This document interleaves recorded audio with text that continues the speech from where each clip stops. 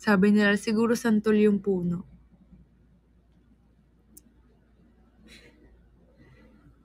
Bakit? Maganda naman yung puno.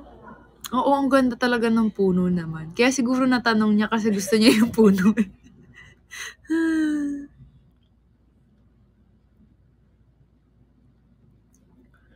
Oh, Malapine tree ba yun? Parang ganun, no? Oh, parang ganun. Pang mayamang puno yun.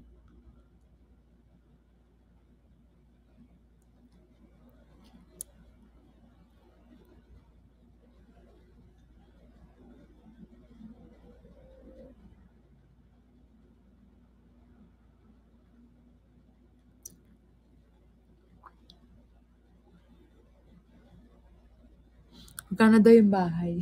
Yun ang tanongin, guys. Hindi ko nga alam kung kaya ko yun eh. Ay, parang, hindi ko alam. Nakakatawa daw. Itatanong talaga yung ng bro ko yung puno. Oo, makabalikan niya tayo. Hindi naman niya ako tinig. Feeling ko naman Hindi, para kapag hindi natin kayang bilhin, sasabihin natin, ay, hindi pala kasama yung puno. Huwag na lang. Yung puno po kasi talaga kasi pag wala na kami meron, na lang po kami titira. Mamamalimos.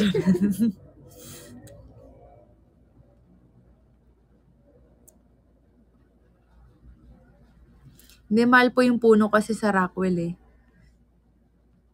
Depende sa location.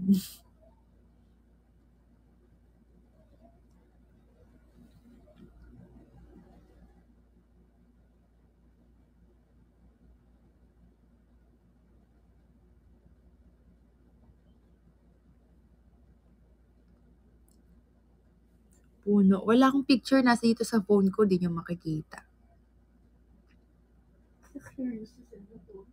Basta maganda yung puno. Imagine nyo na lang yung mga puno na mayaman.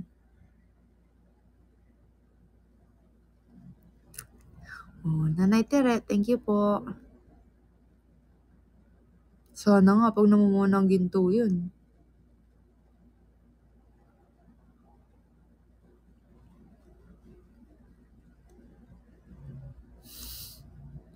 Pero post ko daw yung puno. Ha? Post ko daw kung ano yung tsura ng puno. Basta maganda siyang landscape. Oo, maganda. Maganda talaga kasi, hindi niya nagpaganda sa bahay. Yung puno. Kasi nandun siya sa loob.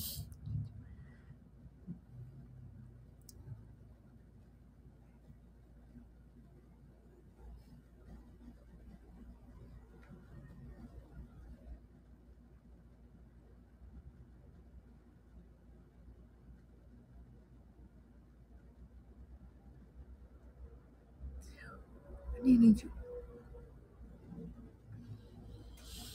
Ay.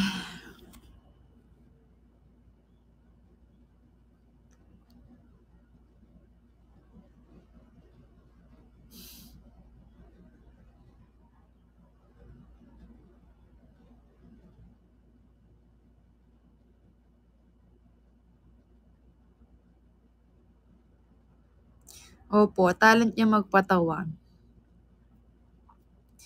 Kaya kunyari, feeling ko pag nag-away kami. Baka tumawa ko. Tumawa kami.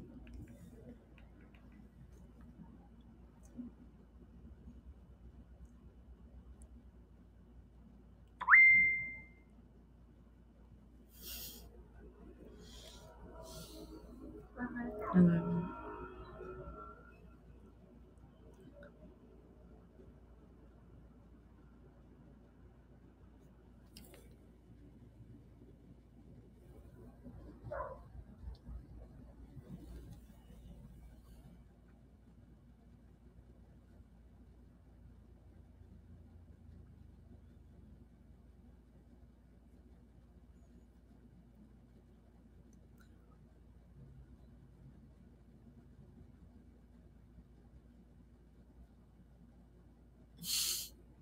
Anong watch?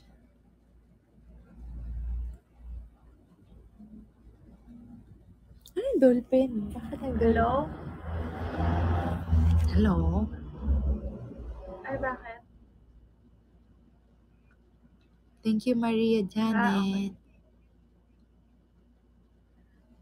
Okay. Baka nakita niyo. pamilya mo.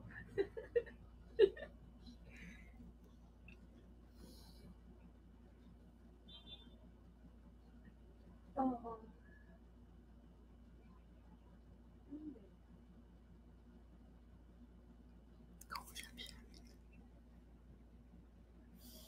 Oo. Bumili ako ng Korean soup.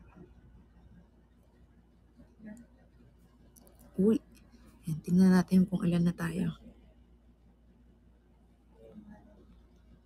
Uy, 2M na tayo. Tumataas din yung top 5. Wala, malakas pala yung mga kalaban ko. Scary.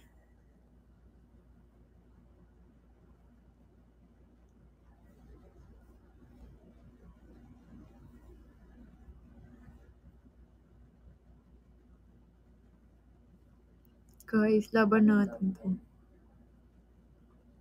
Joke mo daw, Dolphin. 6 hours na lang. Yes, sana.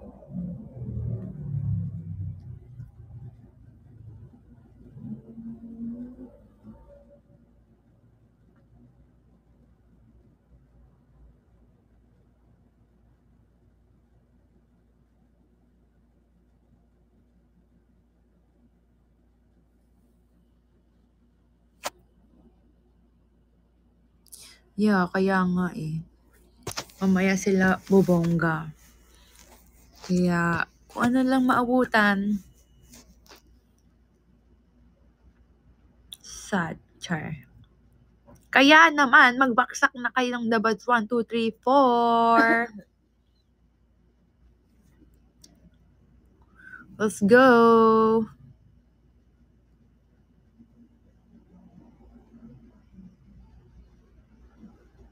Wonderful, Jane. Thank you so much and happily single. Ay, naku, bumabagal na naman.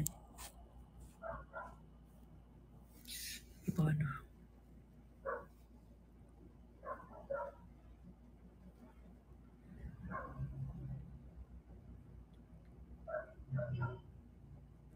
Guys, tulog na ako ng 9 or 10.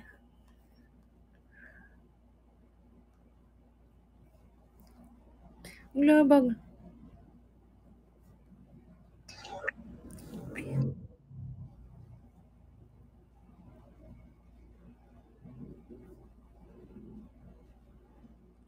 Kana, thank you. And Aaron.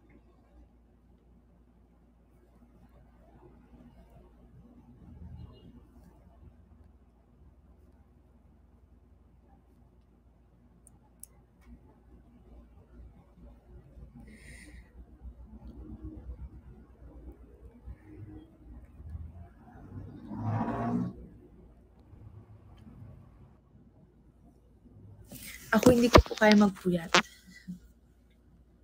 Ay, naku, bakit naman gano'n? Tanggalin ko na nga sa church. Kasi niluloko na bagal.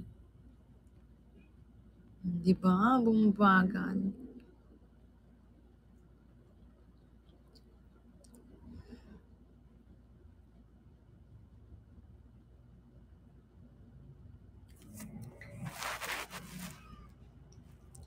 Explain ko sa inyo kung bakit di ko kaya magpuyat. Kasi ngayon pa nga lang po nantok na ako. And, hindi, pero minsan gano'n talaga. Ngayon, minsan mga gantong oras, inaantok ko na. Oo. Di tsaka guys, syempre pag athlete kayo, tapos tumatanda na kayo.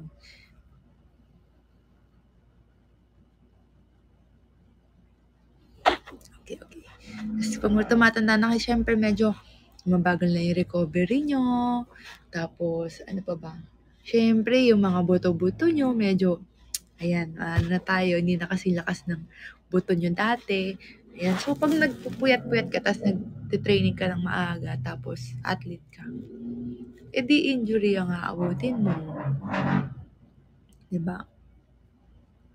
Tsaka ayoko yung, kasi ako, sakitin ako ng ulo eh. Pag di ako nakakatulog.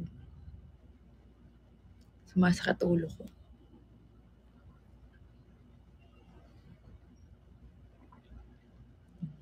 Kaya kapag kunyari may na-training sa ibang bansa or hindi, parang wala rin sa akin ano tawag doon? Jet lag. Dito nung sa Brazil, wala akong ganun. Naka-adjust naman na kagad yung katawan ko. Ewan ko, feeling ko favorite ko matulog.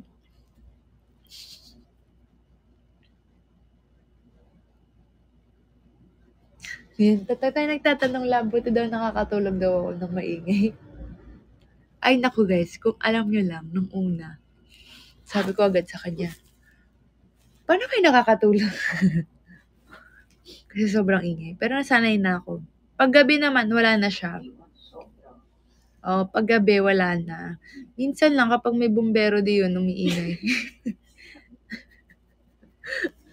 Yun lang siya. Pero nasanay na ako. Pero yun, ang ayoko lang naririnig, yung doon ako na yung hilik niya. Yung hilik niya kasi medyo malakas.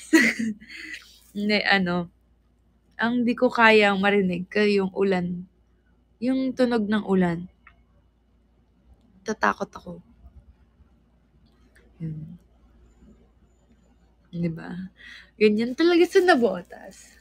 Pag sa nabotas, maingay. Hindi.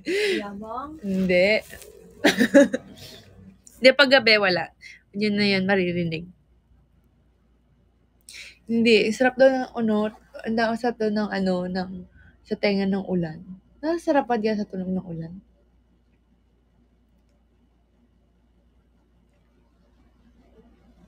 Siya mo pong hindi. Di ba? Yun nga, hindi ko. Tapos pag malakas, kasi na ako sa ganyan, kasi nga, dati kasi nung unang-unang bahay namin, maliit lang yung bahay namin, isang floor lang, pero malawak naman siya. Siguro mga kasing lawak ng mga lupa sa Forbes. Taray. Ganon yung binabahan. Chares. Hindi. Tapos, syempre, hindi naman kami mayaman. So, yung bubong, gusto pa yung yung yung kulay, ba yun? Maroon ba yun? Yung ganon. Yung mababa, yero, yun. Pero yung hindi pa ganito kagandang yero. Basta yung pinapatong lang na yero. So, ganon. Di ba pag tumatama yung ulan, ang sakit sa tenga? So, ganon. Tapos, kaya lalo ako natatakot kasi natatakot ako sa tunog ng hangin, ng ulan, ganyan. Tapos, susunod na yung bagyo bagyo na, syempre. Susunod na po, babahan na. Doon po sa dati namin, ganon siya. Ay, hindi yung bumbero. Wala pang bumbero, mamaya pa po yung bumbero. Tahimik na. Mawabahan mo. Sa amin? Sa amin? May contest na yun. Wala ka sa amin, Char. Yun. Tapos, bumabaha na. Kaya nagpapanik na ako, ganyan. Basta ayoko yung tunog ng yung isisipol pa ng hangin, gano'n. Wala.